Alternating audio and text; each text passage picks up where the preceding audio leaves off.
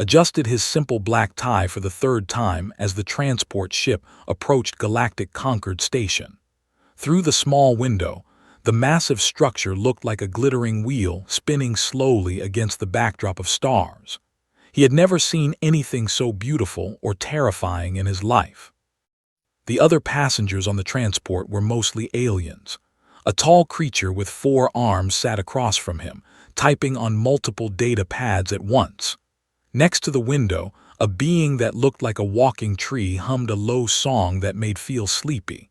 He tried not to stare, but it was hard. This was his first time off Earth, and everything felt like a dream. Was not an important person. He worked for the Human Trade Commission as a mid-level diplomat. His job was usually boring, reading contracts, attending meetings, and making sure everyone followed the rules. He had brown hair that needed cutting, brown eyes, and wore the same style of gray suit that every other human diplomat wore. Nothing about him stood out. That was exactly why his boss had picked him for this mission. "You're perfect for this job," his boss had said. "You're ordinary, you won't scare anyone or cause problems. Just go there, smile, nod, and sign the papers." The papers were important. Earth needed new trade routes to get resources for its growing colonies. The Galactic Concord controlled most of the safe paths through space. Without their permission, human ships would have to take dangerous routes that took much longer and cost too much money. The transport ship docked with a gentle bump, gathered his small bag, and followed the other passengers through a long tunnel that led into the station.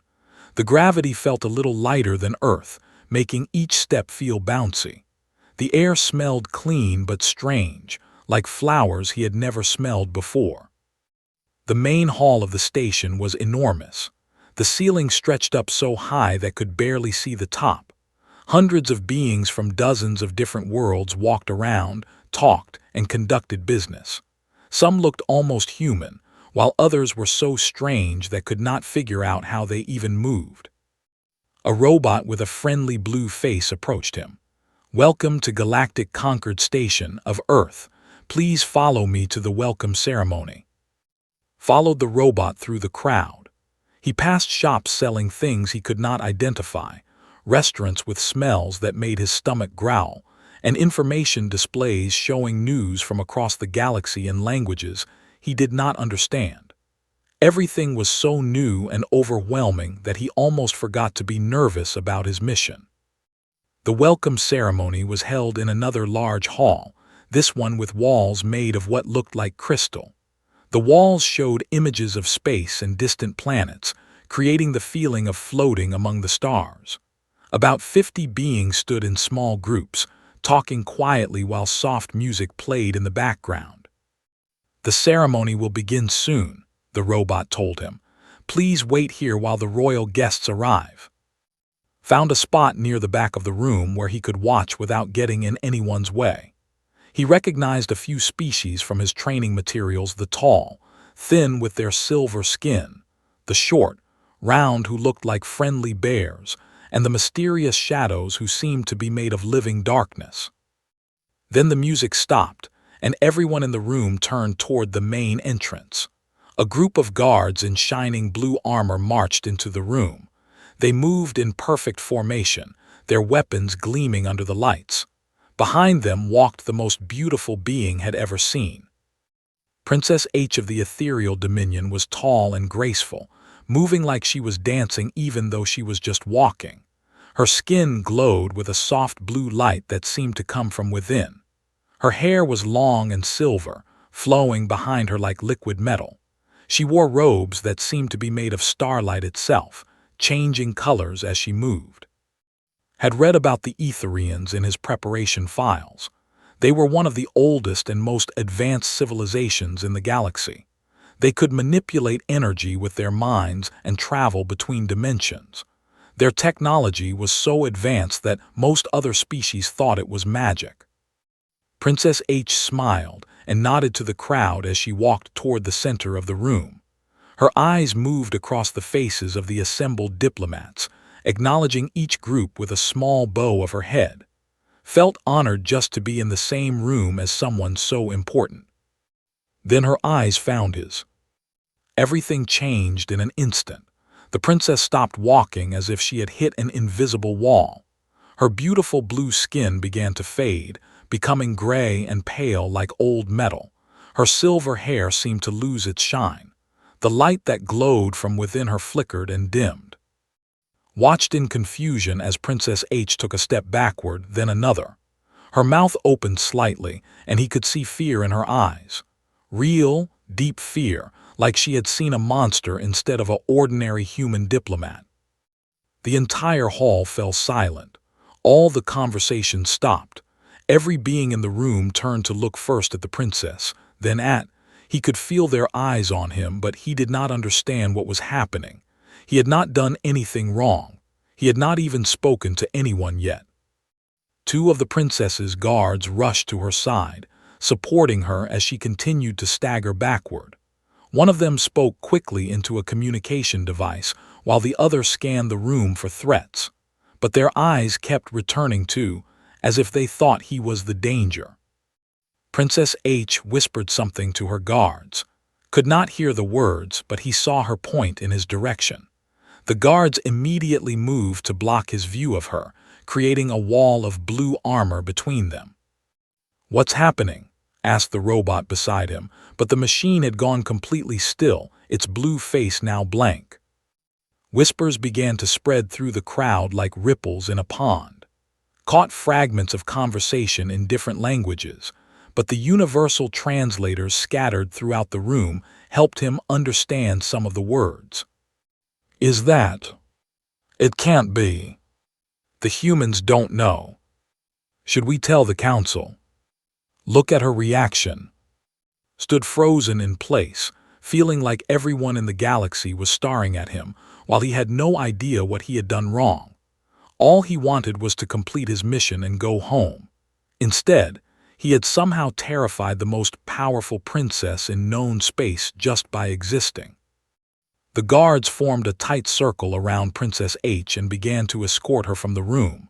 Just before they reached the exit, she turned and looked at him one more time. The fear was still there, but now saw something else in her expression: curiosity, maybe even pity. Then she was gone, and was left standing in a room full of aliens who suddenly seemed to know something about him that he did not know about himself. 3 days had passed since the welcome ceremony, and felt like he was living in a nightmare that would not end. Every time he tried to attend a meeting, Princess H was either absent or left the moment he arrived. Her assistants always had polite excuses. She was feeling unwell. She had urgent business elsewhere. She needed to consult with her. Knew they were lies. The trade negotiations had ground to a complete stop. The ethereal dominion held veto power over most of the important trade routes that humanity needed access to. Without Princess H's approval, the other species were unwilling to make any agreements. They kept saying they needed to wait for the Etherians to make the first move. "What exactly did you do to offend her?" asked Dr. Sarah Williams, the head of the human delegation. She sat across from in their small conference room, looking tired and frustrated. "The princess won't even acknowledge our requests for private meetings." "I didn't do anything," said for the 100th time. "I was just standing there. She looked at me, went pale, and left. That's it." "People don't react like that to nothing. Think harder. Did you say something? Make some gesture that might be offensive to her species?" Rubbed his forehead, feeling a headache building behind his eyes. "Sarah, I swear on my mother's grave, I did absolutely nothing. I hadn't even spoken to anyone yet when she saw me." Dr. Williams stared at him for a long moment, then shook her head. "The commission is breathing down my neck. If we don't get these agreements signed, Earth's expansion plans are finished. We can't afford to send ships on those long, dangerous routes." Understood the pressure, but he did not understand what he could do about it. He had tried everything he could think of. He had sent formal apologies through diplomatic channels, even though he did not know what he was apologizing for. He had offered to leave the station if his presence was the problem. He had even asked other diplomats if they knew what might have offended the princess. The other alien diplomats had been strange to deal with. None of them would give him direct answers, but their behavior toward him had changed completely since the ceremony. Before, they had been politely indifferent. He was just another minor human official. Now they treated him with a mixture of curiosity and nervous respect that made no sense. Ambassador, a tall with silver skin, had actually bowed to him yesterday when they passed in the hallway. Bowed. They were proud beings who barely acknowledged species they considered inferior, and humans definitely fell into that category. The trade representative had offered him gifts, rare crystals from there that were usually only given to beings of great importance. When had politely declined, explaining that he was not allowed to accept valuable gifts, the had looked confused and said, "But surely one such as yourself should be honored properly." One such as yourself, what did that mean? Even more confusing was how the station staff had started treating him. His quarters had been upgraded to a luxury suite without explanation. Meals were delivered to his room without him requesting them, always featuring the finest foods available on the station. When he tried to pay for things, vendors would refuse his money with nervous smiles. It was like everyone knew a secret about him except him. Decided to try a different approach. Instead of waiting for official meetings, he would try to find Princess H in the station's common areas. Maybe if he could talk to her casually, away from the formal diplomatic setting, he could understand what was wrong. He spent hours walking through the station's many levels. There were shopping districts with stores selling goods from hundreds of worlds, entertainment areas where beings relaxed and socialized, and quiet gardens where people could think and meditate. The station was like a small city floating in space, home to thousands of beings from across the galaxy. On his second day of searching, he spotted her guards near the observation deck on level 15. The deck was a huge transparent dome that gave visitors an amazing view of the stars and the nearby planets. Had been there before, it was one of the most peaceful places on the station. He made his way carefully toward the deck, trying to look casual. The guards were stationed outside the entrance, but they did not stop him from going in. Inside, he found Princess H standing alone at the center of the dome, looking out at the stars. She looked different than she had at the ceremony. Her skin still glowed with that soft blue light, but she seemed smaller somehow, less imposing. Her silver hair hung loose around her shoulders instead of being styled in the elaborate way royal Etherians usually wore it. She looked tired and worried. Approached slowly, not wanting to startle her. His footsteps echoed softly in the quiet space. When he was about 10 feet away from her, she spoke without turning around. "I know you are there, human." Her voice was soft and musical, but could hear the tension in it. "Your Highness," he said, stopping where he was. "I'm sorry to bother you, but I need to understand what's happening. I don't know what I did wrong." Princess H turned to face him and saw that same fear flash across her features as when she first saw him. But this time, she did not run. Instead, she studied his face carefully, like she was trying to solve a difficult puzzle. "You did nothing wrong," she said finally. "Then why?" gestured helplessly. "Why won't you meet with my delegation? Why do you look at me like I'm some kind of monster?" The princess was quiet for a long moment. When she spoke again, her voice was barely above a whisper. "You truly do not know what you are, do you?" What I am felt more confused than ever. "I'm a human, a diplomat from Earth. I sell trade agreements for a living. There's nothing special about me." Princess H's eyes widened slightly. "Nothing special," she repeated, and thought he heard something like amazement in her voice. "You really believe that?" "Because it's true. Look at me. I'm about as ordinary as a person can get. Average height, average looks, average job. I'm the guy they send when they don't want to send anyone important." "Ordinary," the princess said again, shaking her head. "If you only knew." "Knew what?" Took a step closer, frustration building in his chest. Everyone on this station seems to know something about me that I don't know about myself. The other diplomats treat me differently. The staff gives me things for free. And you act like I'm going to destroy the galaxy just by existing. What aren't you telling me?" Princess H looked at him for a long moment and saw something change in her expression. The fear was still there, but now it was mixed with something that might have been pity. "I cannot," she said. "My people have rules about these things, ancient laws that must be followed." "What laws, what things?" Before she could answer, the sound of armored boots echoed through the dome. Her guards had entered, moving quickly toward them. When they saw standing so close to the princess, they immediately reached for their weapons. "It's all right," Princess H told them, but her guards did not relax. "Your Highness," one of them said, "you should not be alone with him." "I am fine," she said, but she was already moving toward the guards, putting distance between herself and. "Please," called after her, "just tell me what's going on. Whatever you think I am, you're wrong. I'm nobody special." Princess H paused at the edge of the dome and looked back at him one more time. When she spoke, her words sent a chill down his spine. "That is exactly what makes you so dangerous." Then she was gone, surrounded by her guards and escorted away, leaving alone with the stars and more questions than ever. Could not sleep.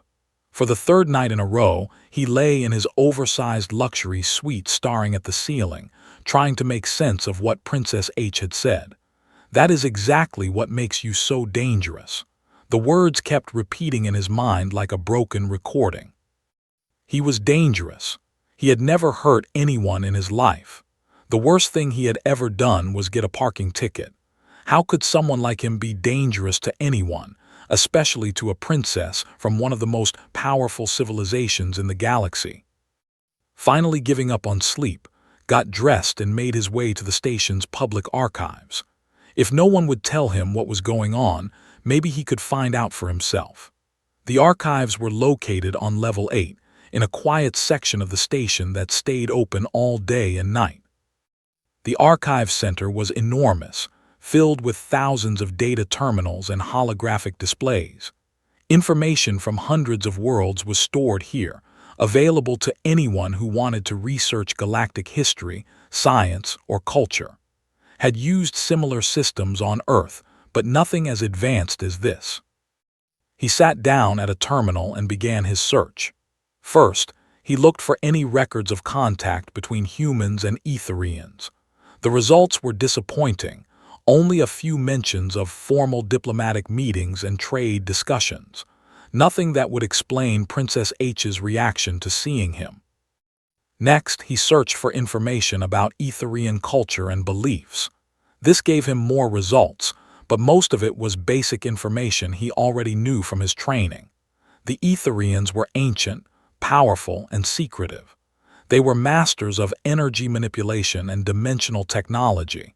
They believed in prophecies and ancient wisdom. Prophecies. That word caught his attention, refined his search to look specifically for Etherian prophecies and religious texts. Most of the results were blocked, marked as classified or restricted to certain species only. But a few older academic papers were available to the public. In one paper written by a scholar, found something interesting. The paper discussed ancient Etherian texts that mentioned beings called void walkers. According to the scholar, these were creatures that existed partially outside normal space and time, making them incredibly dangerous to reality itself. Read the passage several times, feeling a strange chill each time he saw the description. Beings who exist partially outside normal space-time. It sounded like science fiction, but then again, he was sitting on a space station surrounded by aliens who could manipulate energy with their minds. He searched for more information about void walkers, but found very little. A few scattered references in old academic papers, most of them discussing how incomplete the records were. Apparently, the original Etherian texts that described these beings were damaged or lost long ago. One paper mentioned that the Void Walkers were described as appearing deceptively ordinary, while possessing abilities that made them the most dangerous force in the universe. Another noted that they were said to be able to reach across the barriers between worlds to achieve impossible things. Sat back in his chair, feeling sick to his stomach. Was this what Princess H thought he was? Some kind of mythical monster from ancient stories?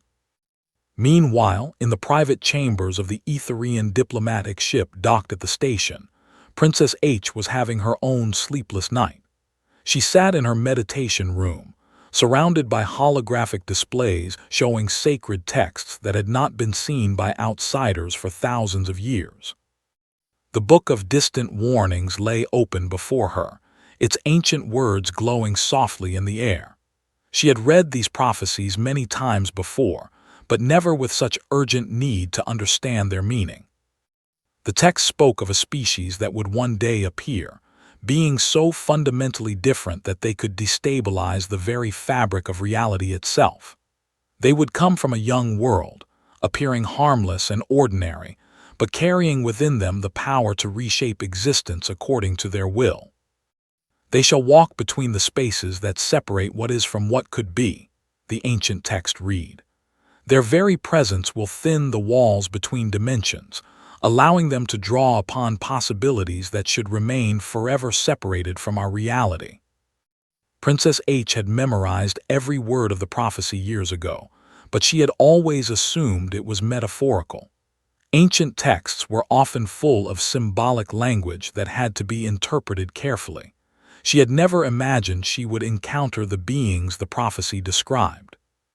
But watching in that observation dome, seeing how ordinary and confused he seemed, she began to understand the true horror of the ancient warnings. The most dangerous beings in the universe would not look dangerous. They would not even know they were dangerous. A soft chime indicated an incoming communication from her. Princess H activated the secure channel, and the image of High Counselor appeared before her. He was an ancient Etherian, his skin nearly white with age, his silver hair grown long from centuries of life. "Your Highness," he said without greeting, "your report about the human has reached the High Council. We have consulted the deepest archives." And Princess H asked, though she feared the answer. "The prophecy is true. The lost pages have been found in a forgotten vault beneath the Crystal City. They describe exactly what these Void Walkers can do and why they represent such a threat." Princess H felt her heart sink. "Tell me." High Counselor's expression was grim. "They do not simply exist in multiple dimensions, Your Highness. They unconsciously manipulate the barriers between realities. When they desire something strongly enough, when they face impossible odds, they reach across the spaces between worlds and pull solutions from alternate timelines where their desired outcome has already occurred." "That's impossible," Princess H whispered. "We thought so too, but the evidence is there in their history. Every time their species faced extinction from natural disasters, wars, plagues, they somehow survived against impossible odds, not through luck or skill, but by literally changing reality to match their needs." Princess H thought about everything she knew of human history.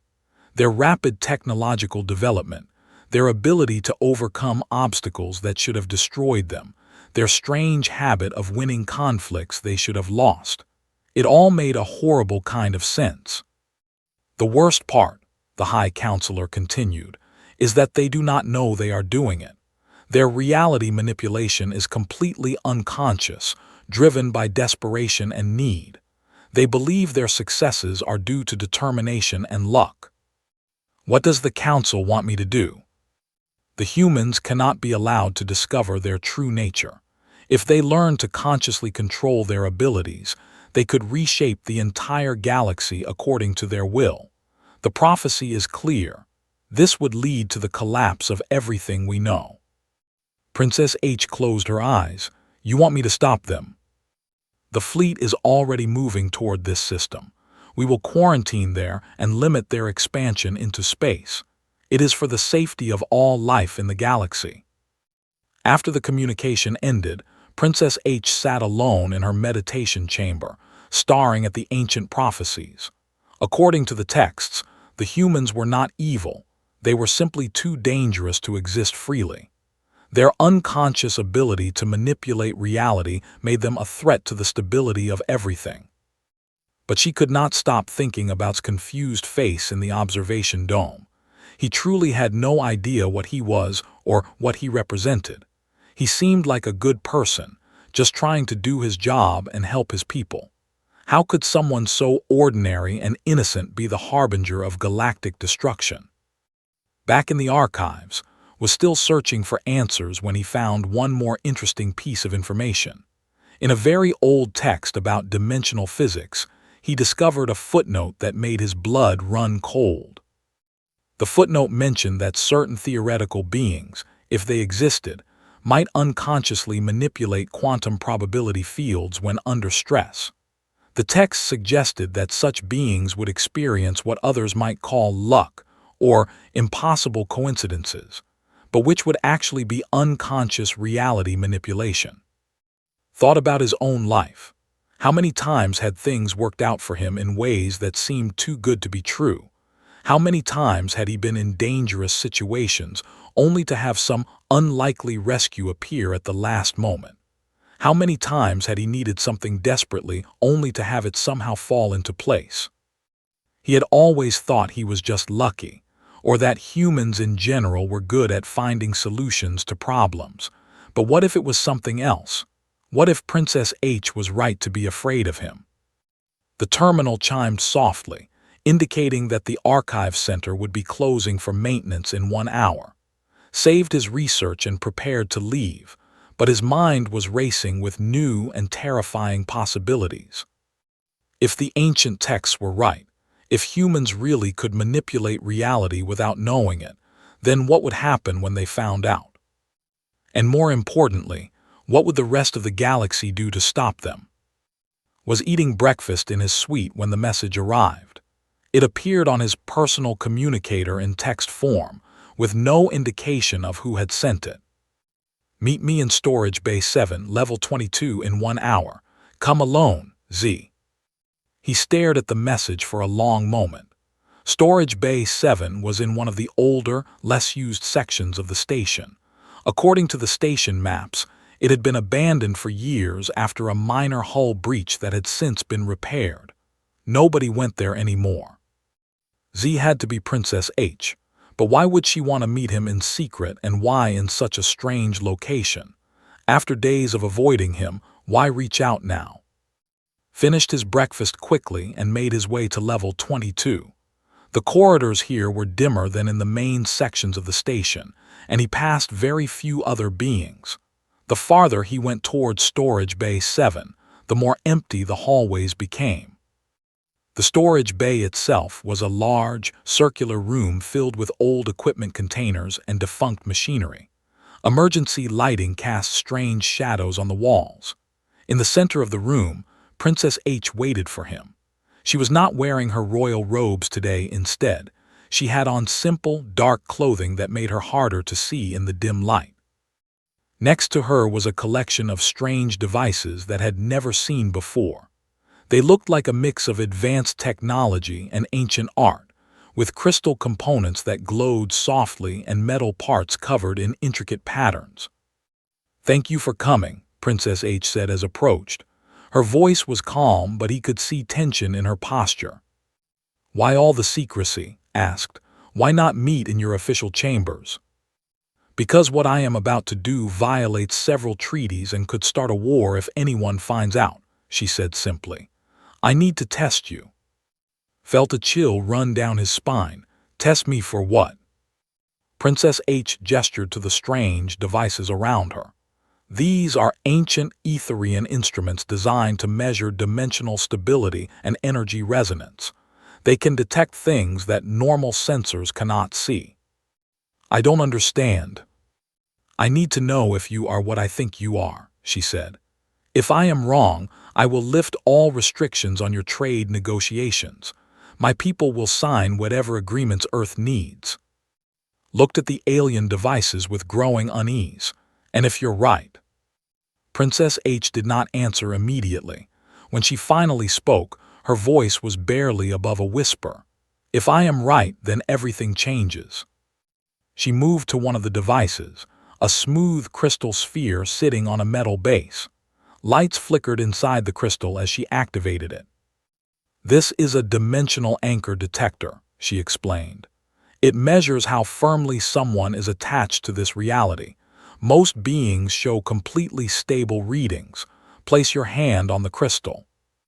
Hesitated, is it safe? For most beings, yes. For you, she looked uncertain. I honestly do not know. Despite his growing fear, stepped forward and placed his palm on the crystal sphere. The moment his skin made contact, the lights inside the crystal began to pulse rapidly. Strange patterns of color swirled through the transparent surface, and the device began to emit a low humming sound. That is not normal, Princess H said, studying a display screen connected to the device. Her blue skin had grown pale again. The readings are impossible. What does it say? It says you exist in multiple dimensions simultaneously. Not just this reality, but dozens of others, all layered on top of each other. She looked at him with new fear. No known species has this kind of quantum signature. She moved to another device, this one resembling a metal archway covered in glowing symbols. This is a reality resonance scanner. It measures how much influence someone has on the probability fields around them. Step through the arch. Walked through the archway, feeling a strange tingling sensation as he passed between the metal posts. The symbols on the arch began to glow brighter, and several of them started flashing rapidly. Princess H stared at the readings on her portable display. This is worse than I thought, she whispered. What now? Your presence is causing fluctuations in local probability fields. Just by being here, you are making impossible things slightly more likely to happen. She showed him the display screen, covered with numbers and graphs that meant nothing to him. This reading suggests that reality is softer around you. Was beginning to feel genuinely frightened. Princess, I don't understand any of this. I'm just a normal human being. No, she said firmly, you are not. She led him to the final device, a complex machine with multiple crystal components and what looked like a small computer core. This is the most dangerous test. This device measures reality anchoring, how much force is required to change the fundamental nature of existence around someone. That sounds like something that could go very wrong. It could, she admitted. For most beings, this test is completely safe. The machine detects their reality anchor and measures its strength. But if the ancient texts are correct about your species, what do the ancient texts say about my species? Princess H met his eyes. They say that humans are void walkers, beings who exist in the spaces between realities, who can unconsciously reach across dimensional barriers and change what is possible. Felt the world spinning around him. That's crazy. Humans can't manipulate reality. We're not magical beings, we just. You just what? Princess H asked. You just survive things that should kill you. You just find solutions to impossible problems. You just happen to be lucky when you need it most. Opened his mouth to argue, then stopped. How many times in his life had things worked out against impossible odds? How many times had he been saved by unlikely coincidences? How many times had doors opened for him just when he needed them most? I need you to touch this final device, Princess H said. But I need you to understand, if the readings are what I think they will be, it changes everything. Not just for you, but for your entire species. Looked at the reality anchoring device. It looked harmless enough, like a smooth metal ball sitting in a nest of crystals. But Princess H was treating it like a bomb. What happens if you're right about what I am? Then my people will have to decide whether humanity is too dangerous to be allowed to continue existing freely, she said. The prophecies are very clear about what Void Walkers could do if they ever learned to control their abilities consciously. Thought about his species, about Earth, about all the people he cared about. Then he thought about the trade agreements that were supposed to help humanity expand into space and build a better future. "I have to know," he said finally, and placed his hand on the reality anchoring device. The result was immediate and catastrophic. The moment skin touched the metal surface, every crystal in the device began glowing like small suns. The humming sound became a shriek of tortured metal. Sparks flew from the crystal components, and the main computer core began smoking. Then the device exploded. Was thrown backward by the force of the blast, landing hard against a storage container. Princess H was knocked down as well, her portable displays scattered across the floor. Emergency lights began flashing throughout the storage bay, and alarms echoed from the walls. "Are you hurt?" asked, struggling to his feet. Princess H sat up slowly, staring at the smoking remains of her reality anchoring device.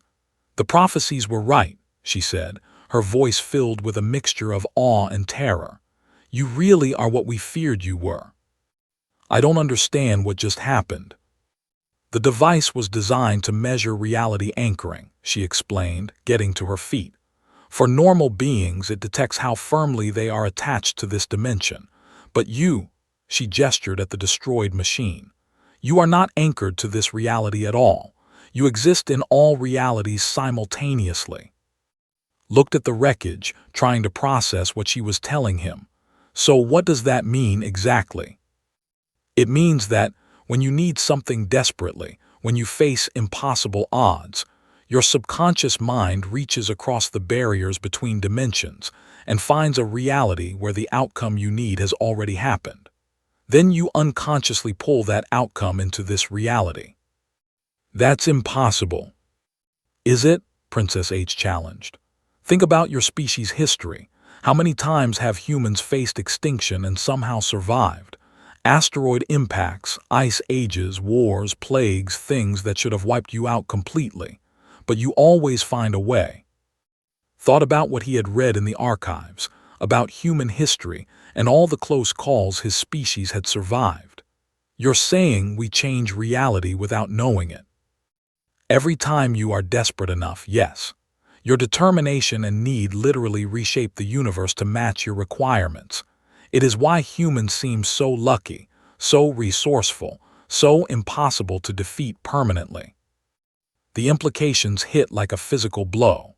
If this was true, if humans really could manipulate reality unconsciously, then what would happen when they found out? "Princess," he said slowly, "what is your government going to do about this?" Princess H looked at him with something that might have been pity.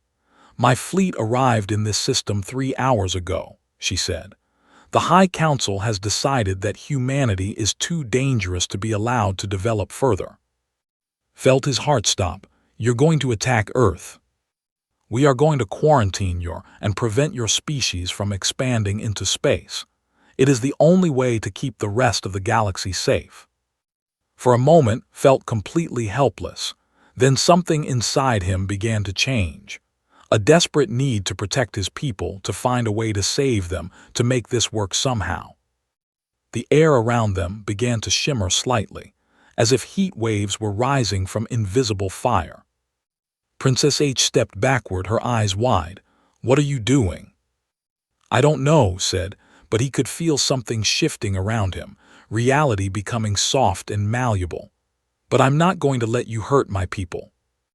The shimmering in the air grew stronger, and Princess H realized with growing amazement that she was watching a human discover his true nature for the first time. The air in Storage Bay 7 continued to shimmer around as he stared at Princess H. For the first time in his life, he could feel something vast and powerful stirring inside him, like an ocean of possibilities waiting to be explored. "Your fleet is going to quarantine Earth," he said, his voice strangely calm despite the situation. "You're going to trap my entire species on one planet because you think we're dangerous." "It is not what I think," Princess H said, backing toward the exit. It is what we know. The ancient prophecies are clear about what happens when Void Walkers learn to control their abilities. What happens? Asked, taking a step toward her. The shimmering in the air followed him like a personal aurora. The collapse of everything, she whispered. When beings who can manipulate reality learn to do it consciously, they reshape the universe according to their desires. Star systems move. Physical laws change. Entire civilizations are rewritten out of existence because someone wishes they had never been born. Felt the truth of her words, but also something else, a growing certainty that she was missing something important. You said the prophecies were ancient. How ancient? Older than our civilization, older than most of the species in this galaxy. And in all that time, no one ever questioned whether they were reading them correctly. Princess H paused near the door. What do you mean? I mean, said, feeling reality bend around his words. What if the prophecies weren't a warning? What if they were a promise? The shimmering around grew brighter, and he could feel his consciousness expanding beyond the confines of the storage bay. Suddenly, he was aware of multiple versions of this conversation happening simultaneously across different realities. In some, Princess H fled and called her fleet to attack Earth immediately. In others, she stayed and fought him. In still others, they worked together to find a different solution. But in one reality, just one, she understood what the prophecies really meant. Reached across the dimensional barriers and began to pull that reality toward this one. What are you doing? Princess H gasped as the air around them began to shift and change. I'm choosing, said. For the first time in my life, I'm consciously choosing which reality I want to live in. The storage bay flickered like a broken hologram. For a moment, Princess H saw herself in dozens of different positions, running, fighting, hiding, pleading. Then the flickering stopped, and she was still standing by the door, but something fundamental had changed. The fear in her eyes had been replaced by wonder. The lost pages, she breathed. I can remember them now. How is that possible? Because in the reality I chose, they were never lost, explained. He could feel the enormous power flowing through him, but it was controlled now, directed by his conscious will. In that reality, your people kept complete records of the ancient prophecies. Princess H's hand moved to her communication device, accessing the historical archives of her ship. This is impossible, she said, reading the new information that had always existed but had never existed before. The prophecies, they're completely different. Not different, corrected, complete. Princess H read the full text of the ancient warnings for the first time in her life, seeing words that had been lost for but were now available in her people's perfect archives. Her blue skin grew pale, but not from fear this time, from amazement. The Void Walkers were never meant to be feared, she said, looking at with new understanding. They were meant to be welcomed. What do the complete prophecies say? Princess H read directly from her device, her voice filled with awe. They will come when the universe faces its greatest trial, when the barriers between realities grow thin and chaos threatens to consume all that exists. The Void Walkers will be the guardians of what is real, the shepherds who guide possibility back into order. Nodded, feeling the truth of it resonate through every dimension of his existence. What trial? What's coming that's so dangerous the universe needs guardians? According to this, there is something called the Great Unraveling, a cosmic event that happens every few million years when the boundaries between dimensions become unstable. When it begins, realities start bleeding into each other, and everything becomes chaos. When does it start? Princess H checked the astronomical calculations included in the prophecy. According to the star charts, it should begin within the next 50 years. Felt a chill that had nothing to do with temperature. 50 years was nothing in cosmic terms, barely enough time to prepare for something that threatened the entire universe. That's why humans evolved the way we did, he said, understanding flooding through him.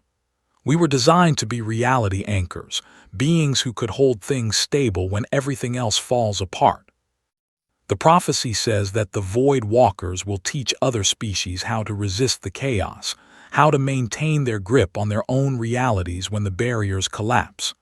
Princess H looked at him with something that might have been hope. But first, they must learn to control their abilities consciously. Thought about his species, about the billions of humans on Earth who had no idea they were cosmic guardians waiting to be awakened. How many of us can do what I just did? According to the prophecy, all of your species have the potential, but they must be taught carefully, trained gradually, or they could cause the very chaos they are meant to prevent. And your people, the ethereal dominion. Princess H smiled for the first time since they had met. We were meant to be the teachers. That is why we developed dimensional technology, why we learned to manipulate energy across realities. We were preparing to help the Void Walkers when they finally appeared. Felt a weight settling on his shoulders, not of burden but of responsibility. So instead of quarantining humanity, we form an alliance. We teach your people to control their abilities safely. We prepare together for the great unraveling. Princess H bowed deeply to him. Forgive me for not understanding sooner. The incomplete prophecies made us afraid when we should have been hopeful. What about your fleet? Are they still planning to attack Earth? Princess H activated her communication device and began speaking rapidly in her native language. Could not understand the words, but he could hear the urgency in her voice as she explained the situation to her military commanders. After several minutes of intense discussion, she ended the communication and turned back to, "The fleet is standing down. High Counselor wants to meet with your government immediately to begin the teaching process." Just like that, they're willing to trust us based on some ancient prophecy. "The evidence is standing right in front of me," Princess H said, gesturing at the reality warp storage bay around them. "You just consciously manipulated dimensional barriers and changed the fundamental nature of historical records across an entire civilization. If that is not proof that you are what the prophecies described, nothing is." Looked around the storage bay, realizing that he could still feel the power humming beneath his consciousness. The ability to reach across realities and choose which one to live in was still there, waiting to be used. "This is going to change everything, isn't it?" he said. "Everything," Princess H agreed. "Your species will need to be prepared carefully for what is coming. The other species in the galaxy will need to be told about the great unraveling and taught how to protect themselves. Alliances will need to be formed, defenses prepared. And if we succeed, the universe survives its greatest trial intact. If we fail," she did not need to finish the sentence. Thought about his simple life as a mid-level diplomat, about his boring job selling trade agreements. That life was over now. Everything was different. "I need to get back to Earth," he said. "My government needs to know what's happening." "I will accompany you," Princess H said, "as the first Etherian ambassador to your world and as your teacher. You have great power, but you are still learning how to control it safely." "What about the trade agreements, the whole reason I came here?" Princess H smiled. "I think we can arrange something more comprehensive than simple trade routes. How does full membership in the Galactic Concord sound, along with access to all our dimensional technology and military protection during the training period?" Felt a laugh building in his chest. He had come here hopping to negotiate access to a few shipping lanes. He was going home with an alliance that would change the course of human history. "There's just one thing," he said. "When I get back to Earth and try to explain all this to my boss." "Yes. She's never going to believe me." Princess H's laughter joined his own, echoing through the reality warp storage bay.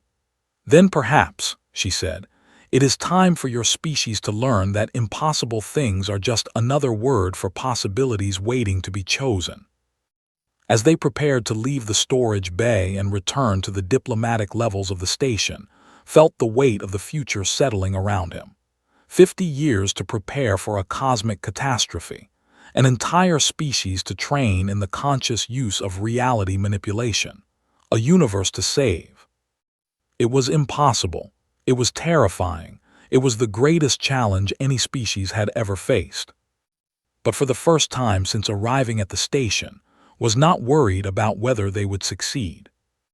After all, humans specialized in making impossible things happen.